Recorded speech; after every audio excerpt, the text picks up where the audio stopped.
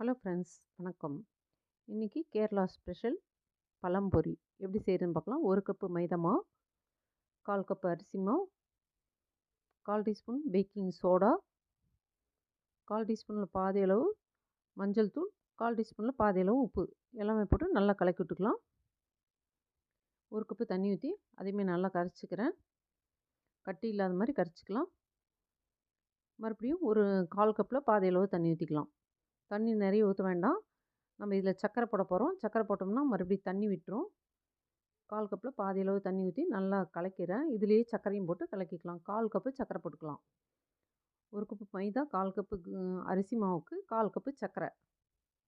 இது கட்டிக்கு இல்லாத மாதிரி நல்லா கரைச்சிட்டு நான் இதை சர்க்கரையும் போட்டுக்கிறேன். எல்லாம் ஒட்டுக்கா கூட போட்டு கரைச்சிக்கலாம். நம்ம இஷ்டம் தான், நம்மளுக்கு எப்படி கம்ஃபர்டபுளோ அப்படி கரைச்சிக்கலாம்.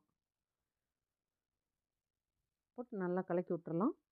இது அப்படியே ஒரு 7 to 8 மணி நேரம் புளிக்க வச்சிடலாம். நல்லா புளிச்சு வரும்போது நம்மளுக்கு டேஸ்ட்டு சூப்பராகவே இருக்கும்.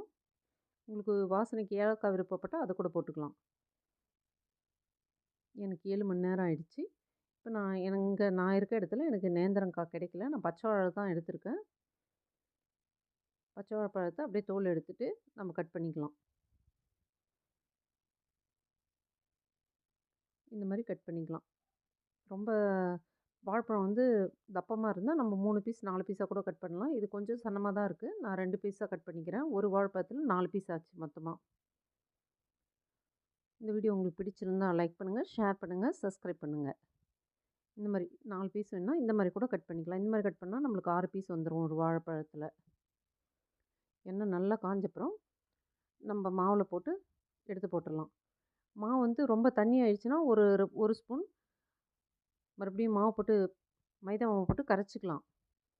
மாவு ரொம்ப தண்ணியாக இருக்கக்கூடாதுங்க, இந்த மாதிரி தான் இருக்கணும். தண்ணி ஆயிடுச்சுன்னா 1 டேபிள் ஸ்பூன் மைதா மாவு போட்டு கரைச்சிக்கலாம். நம்ம எல்லாம் அதே போல் போட்டு எடுத்துடலாம்.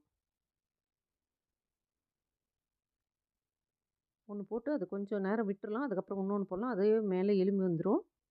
எண்ணெய் நல்லா காஞ்சப்புறம் போட்டிங்கன்னா இந்த மாதிரி அதே தானாக எழும்பி வந்துடும். அவ்வளோதான், நம்மளுடைய பழம்பொரி ரெடி ஆயிடுச்சு. அதே போல் எல்லாமே சுட்டு எடுத்துடலாம்.